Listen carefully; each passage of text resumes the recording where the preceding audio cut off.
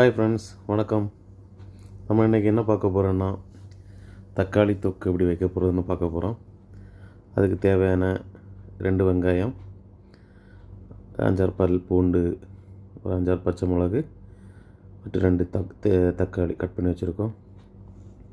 முதல்ல எண்ணெயை காய வச்சுட்டு கடுகு தாளிக்கிறோம். கடுகு போட்டுன உடனே நம்ம எடுத்து வச்சுருக்க பூண்டை எண்ணெயில் கொஞ்சம் வதக்கிட்டு, அதுக்கப்புறம் பச்சை மிளகா அதையும் போட்டு கொஞ்சம் நேரம் வதக்கிட்டு, நம்ம ஸ்லைஸாக கட் பண்ணி வச்சுருக்க 2 வெங்காயத்தை எடுத்து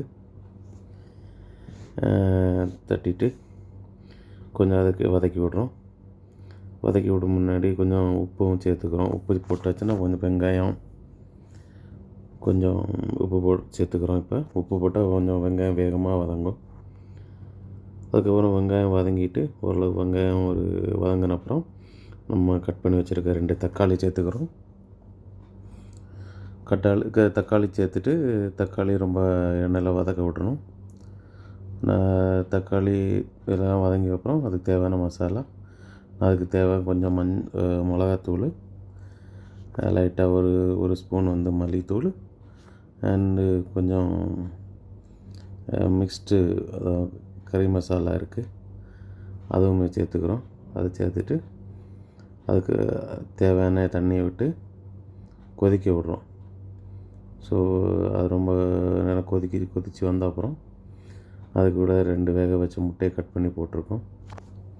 முட்டையை கட் பண்ணிவிட்டு அதையும் ஒரு 2 to 3 மினிட்ஸ் எண்ணெயில் சட்டியில் போட்டு அது கூட மசாலாலாம் மிக்ஸ் பண்ணணும். அப்போ மசாலாலாம் இறங்கி நமக்கு சாப்பிட்றதுக்கு நல்ல ஒரு டேஸ்ட்டு கிடைக்கும். ஓகே, இப்போ உங்களுக்கு தேவையான தக்காளி தொக்கு ரெடி ஆகிடுச்சு. ஓகே ஃப்ரெண்ட்ஸ், நீங்களும் இது மாதிரி ட்ரை பண்ணி பாருங்கள்.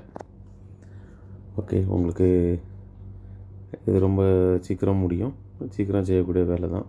உங்களுக்கு பிடிச்சிருந்தால் லைக் பண்ணுங்கள், ஷேர் பண்ணுங்கள், கமெண்ட் பண்ணுங்கள். ஓகே, தேங்க்ஸ் ஃபார் வாட்சிங். பாய்.